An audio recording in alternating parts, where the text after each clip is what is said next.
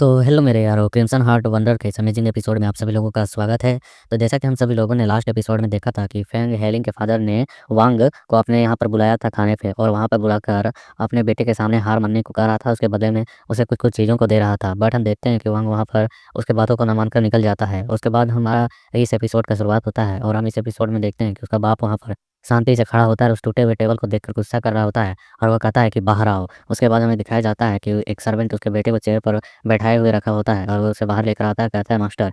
और हम देखते हैं उसका फादर धीरे-धीरे अपने बेटे के सामने जा रहा होता है, और जाते हुए कहता है कि क्या तुमने सुना अभी जो उसने कहा, कोई भी धमकी या कोई भी रिश्वत वांग को अपनी ताकत के सामने मतलब कि हिला नहीं पाई, ना ही उसके संकल्प को तोड़ पाई, कि उसे झुकने पर मजबूर कर पाई। अगर वह उसने अपना नींव इतना स्ट्रॉन्ग करके रखा है, तो फिर क्या तुम्हें लगता है कि वो दाओ स्टोन्स का कोई भी भूखा होगा? तुम्हारे लिए मैंने कितने स्टोन्स का इस्तेमाल किया, लेकिन कोई काम का नहीं। आखिरकार तुम उसके सामने हार ही गई, एक असली टैलेंट के सामने। और हम उसके बेटे के शकल को देख सकते हैं, साफ-साफ वो डिप्रेशन में चला गया होता है। यहाँ पर जो उसके साथ भरी समाज में बेइज़्ज़ती की गई होती है, जबकि इसका कल्टीवेशन लेवल वांग के कल्टीवेशन लेवल से 2 लेवल अपर है। और हम फिर देखते हैं कि यहाँ पर उसका फादर उसे तमाचा मारने के लिए अपने हाथ को उठाता है, और गुस्से में कह रहा होता है कि तुम्हारे लिए मैंने तुम्हारे चचेरे भाई के रिसोर्सेज़ को दबा दिया, कम कर दिया था। तुम्हारे लिए मैंने कई लाभों को त्याग दिया। सिर्फ़ तुम्हारे इनर एकेडमी में प्रवेश करने के लिए मैंने कितने अपने कॉन्टैक्ट्स का इस्तेमाल किया, और तुम अपना ना केवल यहाँ पर फ्रेंडली सिटी में मज़ाक बनाकर, हँसी के पात्र बनकर सबके सामने से आए, बल्कि अपने आप के मतलब कि विल को भी खो दिया है लड़ाई करने का। एक बेचारे कचरे और बेकार कचरे बनकर रह गए हो तुम। हमारे फैंग फैमिली को तुमने शर्मिंदा कर दिया है। इतने नीचे तुम कैसे गिर सकते हो? इस तरीके से तुम्हें देखना। और तभी हम देखते हैं कि उसे मारने वाला होता है, तो यहाँ पर उसका बेटा चीख-चीख कर चिल्लाते हुए कहने लगता है कि मुझे ये नहीं चाहिए। मैं लगभग 2 दाव स्पिन उससे हायर लेवल पर मौजूद हूँ। फिर भी उसने अभी तक अपना बेस भी नहीं बनाया हुआ है ठीक से। उसके बावजूद वह यहाँ पर एक चाल चलता है और मुझे हरा देता है। मेरी टैलेंट बहुत ही एवरेज है। मैं अब यही मान रहा हूँ। मैं किसी चीज़ के लायक नहीं हूँ। लेकिन मैं क्या कर सकता हूँ? मैं आखिरकार क्या ही कर सकता हूँ? क्या इसलिए कि पूरी कोशिश नहीं की मैंने? क्या मैंने पूरी कोशिश नहीं की? मैंने तो अपना सब कुछ झोंक दिया था। अब मुझे और क्या करना चाहिए? तो फिर मुझे सिखाओ, आखिरकार मैं क्या करूँ जो उससे हारूँ ना? और हम देखते हैं इसको वैसे चिल्लाते हुए उसके फादर का हाथ काँप रहा होता है, और वहाँ पर वो कहता है कि तो फिर एक बार और खुद को साबित करो, एक बार और कोशिश करके देखो। और उसके बेटे को थोड़ा-सा दिलासा दे रहा होता है कि तुम फिर से कमबैक कर सकते हो, और वो कह रहा होता है जब तक तुम प्रयास करने को तैयार हो, चाहे इसके लिए मुझे कोई भी कीमत चुकानी पड़े। भले ही इसका मतलब आपके पिता को अपने पुराने लाइफ में मतलब कि गरीब होना पड़े, उस सिचुएशन में भी पहुँच जाओ, लेकिन वो भी चलेगा। बस तुम्हें अपने आप को एक स्ट्रॉन्ग और दृढ़ संकल्प व्यक्ति बनाना होगा, किसी भी कीमत पर अपने आप को कमज़ोर नहीं पड़ने देना है। उसके बाद हमारा सीन एक और के जंगल पर जाता है, जहाँ पर एक रथ को खींचा जा रहा होता है एक डार्क मैन के द्वारा, जो चोगे में होता है, और वो कह रहा होता है नहीं, नहीं। तभी हम देखते हैं कि वहाँ पर वो जिस रथ को खींच रहा होता है, उसके वहाँ पर जो लड़की बैठी हुई होती है, वो उसे एक पत्थर मारते हुए कह रही होती है, यहाँ रोना बंद करो और गाड़ी को आगे लेकर चलो जल्दी-जल्दी। हाँ, वो जो बंदा होता है उसके मतलब उसने शिखर से बाँध रखा होता है उस रथ को, और वो आगे की ओर खींच के ले जा रहा होता है, और उस लड़की को हमें सामने से दिखाया जाता है, और इसके बारे में बताया जाता है यह सनशान सिटी से है, और इसका नाम सुन जियाओ ओमन है। और हम देखते हैं यह लड़की कह रही होती है कि हम लगभग वहाँ पहुँच ही चुके हैं, और हमें उस रास्ते को दिखाया जाता है, और हम देखते हैं यहाँ पर सिटी का सीन उसके बाद, जहाँ पर हम यहाँ सिटी रोड को देख पा रहे होते हैं, और वो यहाँ पर बोल रहे होते हैं कि योजना कुछ इस तरह से है, इस चारे का इस्तेमाल करें, और उसके बाद हमें चिंता करने की आवश्यकता नहीं है। बस हमें इंतज़ार करना है कि वो राक्षस कब इस चारे को निगलेंगे, और जैसे ही वह इसे निगलेंगे, वह हमारी जाल में फँस जाएँगे, और पूरी तरह से उनका सफाया कर दिया जाएगा। आप चांसलर डू के गुट के से संबंधित हैं, उसके ग्रुप से, और मैं जनरल इन चिन इन टुआनमिंग का पूर्व अधीनस्थ हूँ, मतलब उनका साथी हूँ, और हमारे ग्रुप एकमत नहीं है। फिर भी हम जुआंग एम्पायर में एक साथ यहाँ मौजूद हैं। मुझे आशा है कि आप व्हाइट बोन सेक्ट को उखाड़ फेंकने में मेरी सहयोग करेंगे।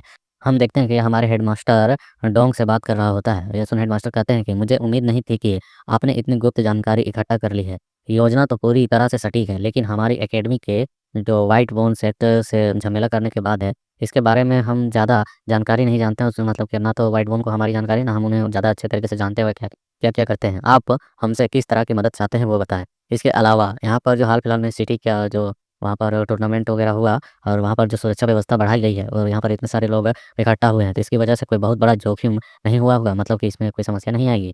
सिटी लॉर्ड कहता है कि तब हमारे पास इस रास्ते को आज़माने के अलावा कोई और चारा नहीं है। याद रखें कि जियाओलिंग टाउन सिटी की घटना, वहाँ पर हज़ारों लोग मारे गए, उनका बलिदान दिया गया।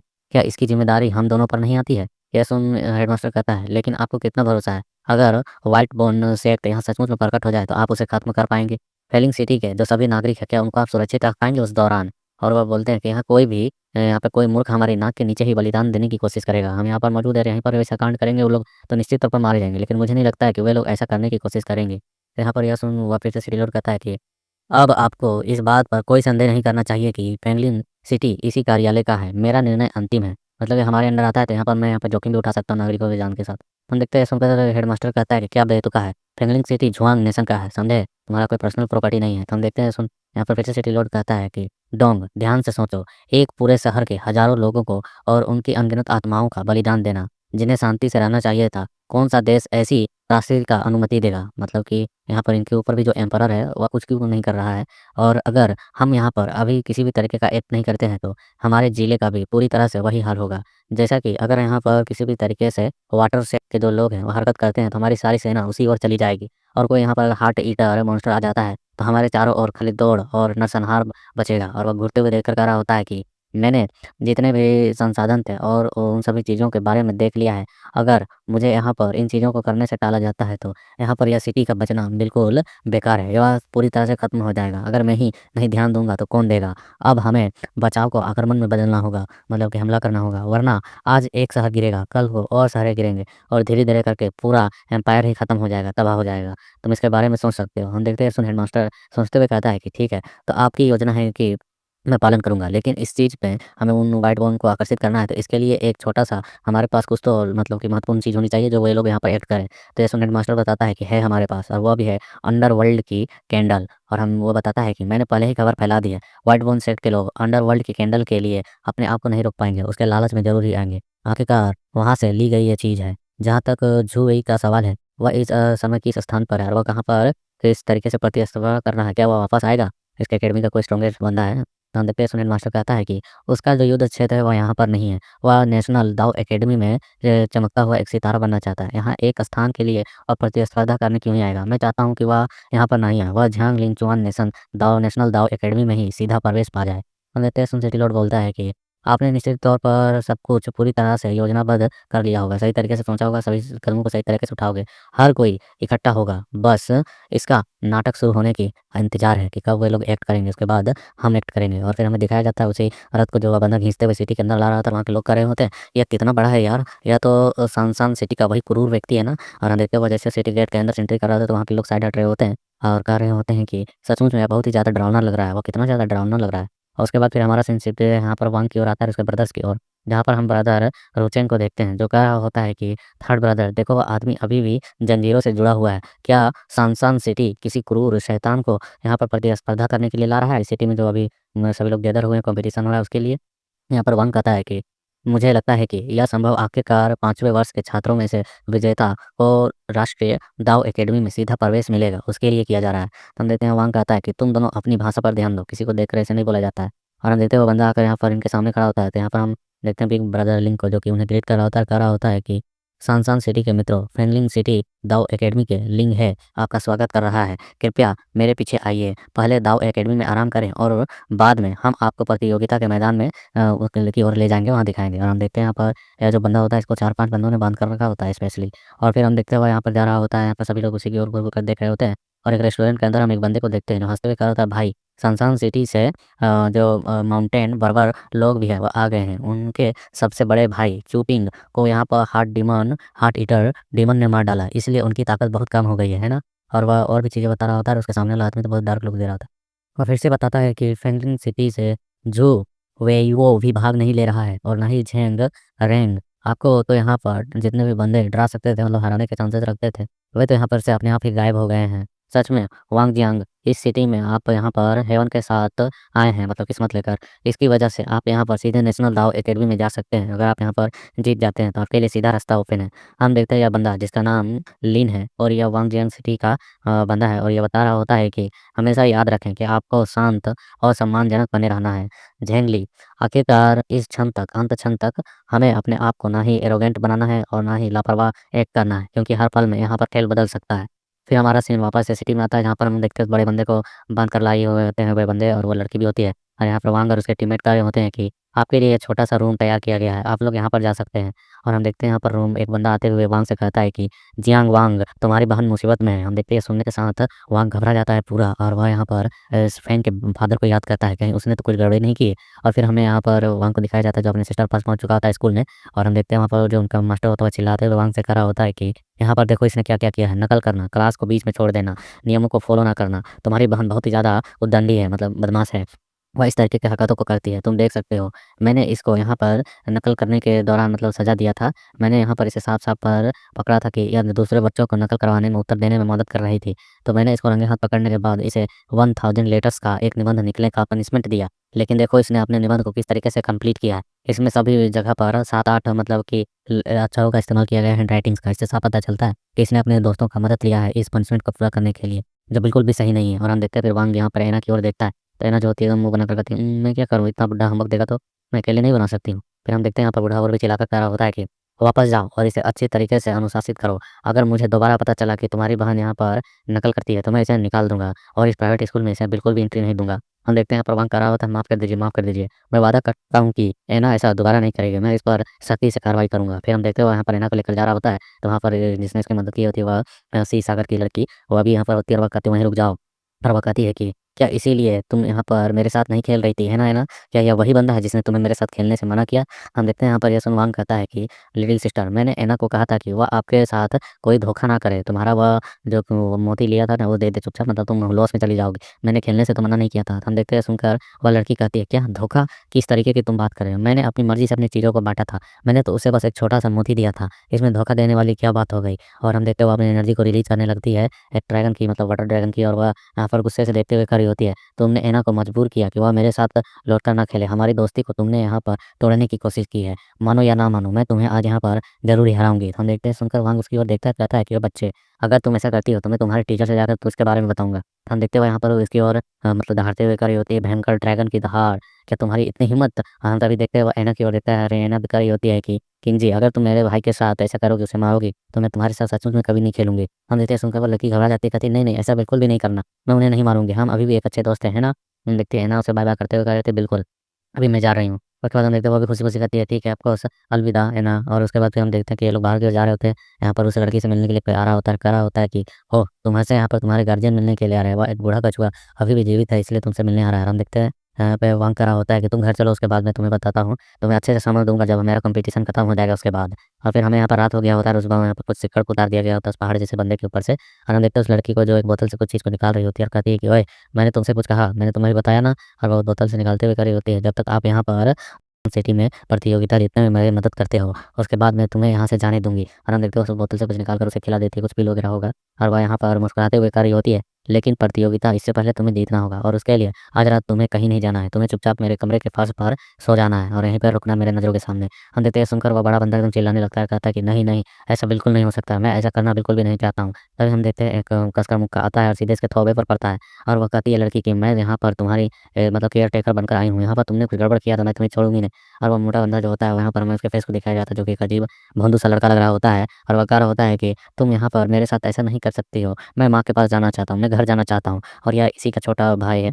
और हम देखते हैं सुनकर वो लड़की कहती है कि, "सुनो मेरी बात, अब तुम 13 साल के हो गए हो। अगर तुमने यहाँ पर रोज़ माँ को ढूँढने का काम किया तो यह बहुत ही शर्मनाक बात होगी। इतने बड़े होने के बाद तुम्हें माँ को खोजना, क्या यह बहुत ही ज़्यादा शर्मसार बात नहीं है? प्रतियोगिता जीतो, उसके बाद चिंता मुक्त होकर तुम माँ से मिल सकते हो।" हम देखते हैं सुनकर वो कह रहा होता है कि, "मुझे यहाँ पर इस चीज़ों की परवाह नहीं है। मैं बस माँ के पास जाना चाहता हूँ। मैं तुम्हारे साथ बिल्कुल भी नहीं रहना चाहता हूँ। तुम बहुत ही ज़्यादा स्ट्रॉन्ग हो। तुम मेरी बहन बिल्कुल भी मुझे अच्छा ट्रीट नहीं करती, मुझे सिर्फ़ परेशान ही करती हो।" हम देखते हैं सुन वो उसके कॉलर को पकड़ कर कहती है, "क्या? तुमने अभी क्या कहा? मैं बहुत स्ट्रॉन्ग हूँ? तो चलो थोड़ा स्ट्रॉन्ग चखाती हूँ।" हम देखते हैं सुनकर वो घबरा जाता है और वो लड़की जो होती है वो अपने मुक्के को तैयार करती है और कहती है कि स्ट्रॉन्ग गर्ल, है ना? और हम देखते हैं उसके ऊपर पीठ पर अपने मुक्के बरसाने लगती है और वो बंदा दर्द को सहते हुए कह रहा था, "आओ, आओ, आओ, मुझे पता नहीं था। आओ, आओ, मुझे गलती हो गई। मुझे माफ़ कर दो, मुझसे मैं गलत था।" और हम देखते हैं बाहर की ओर जो उनके साथ और भी बंदे आए होते हैं उनमें से एक कह रहा होता है, "अगर ऐसा ही चलता रहा तो लगता है यंग मास्टर कल भी प्रतिस्पर्धा नहीं कर पाएँगे, कल तो लड़ ही नहीं पाएँगे।" दूसरा कहता है कि यंग मास्टर का जो बॉडी है वो स्पेशल है, इसलिए वो ठीक हो जाएँगे। फिर हम देखते हैं यहाँ पर खिड़की से सीन दिखाया जाता है, उसकी बहन कह रही होती है, "अच्छे बनो और मैं तुम्हें सिर्फ़ कुछ दवा दूँगी, उसके बाद तुम ठीक हो जाओगे। यहाँ पर कोई शरारत करने की आवश्यकता नहीं है।"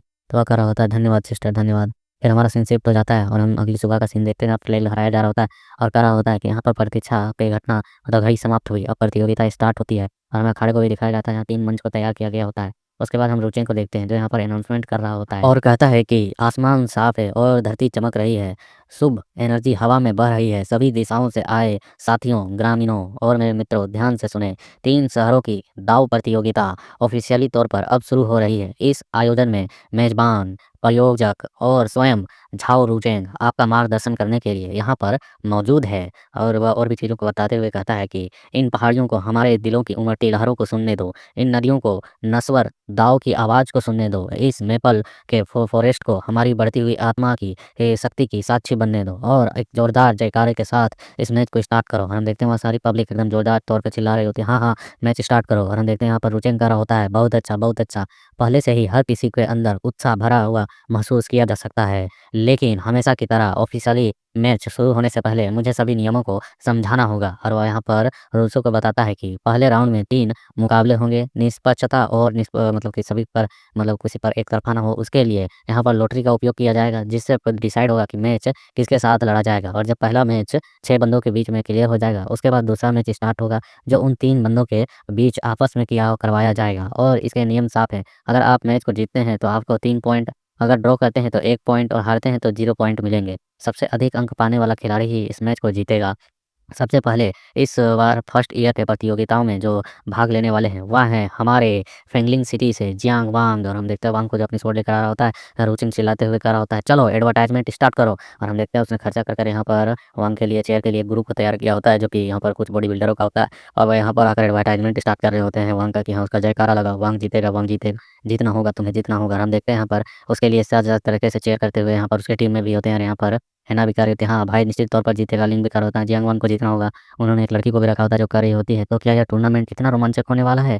और हम देखते हैं इनको ऐसे सॉल्व करते हुए देखा उसे रेस्टोरेंट वाले बंदे को दिखाया जाता है, ली को, जो कह रहा होता है ये काफ़ी ज़्यादा दिखावटी भरे लोगों का समूह है। और हम देखते हैं वहाँ को जो अपना माथा पकड़ लेता है, कहता है कि ये बच्चे आखिरकार इस तरीके के स्टंट को क्यों दिखा रहे इस टूर्नामेंट के स्टार्ट होने से पहले। और फिर हम देखते हैं वहाँ पर कोई कहता है कि फिर जियांग वांग के यहाँ पर बदकिस्मती है कि उसका जो प्रतिद्वंदी है ना वह सनशाइन सिटी का यांग है। और हम देखते हैं उस बंदे को जो कह रहा होता है कि हेलो, एक अच्छे मैच की मैं यहाँ पर प्रतीक्षा कर रहा हूँ कि तुम अच्छा टक्कर दोगे। और हम देखते हैं वहाँ पर बोला जा रहा होता है कि यदि एक पक्ष हार मान लेता है और अपनी चेतना खो देता है या फिर उसे रिंग से बाहर निकाल दिया जाता है, तो यहाँ दूसरा पक्ष निश्चित तौर पर जीता हुआ माना जाएगा। और हम देखते हैं यहाँ पर रुचेंग अपने हैंड को ऊपर करके कहता है कि सभी 6 प्रतियोगी 3 ने अपने अपने स्थान को ले लिया है। वहाँ 3 बॉक्स को बनाया गया होता है ना अरीना को, और वहाँ पे 2-2 करके तीनों जगह पर लड़ने वाले हैं। और ये कहता है कि तो मैच स्टार्ट होता है, शुरू किया जाए। और हम देखते हैं यहाँ पर इस बंदे को जो अपने हैंड से किसी तरीके के सिंबल्स को बनाने लगता है। और तभी हम देखते हैं वांग को जो यहाँ पर फर्स्ट अटैक करते हुए कहता है कि फर्स्ट किलिंग स्टाइल, और वो अपने स्वॉर्ड से इसे मारने वाला होता है। तभी अचानक इसे भी कुछ महसूस होता है और हम देखते हैं कि ज़मीन के नीचे से चीरते हुए एक नोकीलेदार काँटों भरा चट्टान का एक झुंड निकलता है, जिसकी वजह से वांग को वहाँ से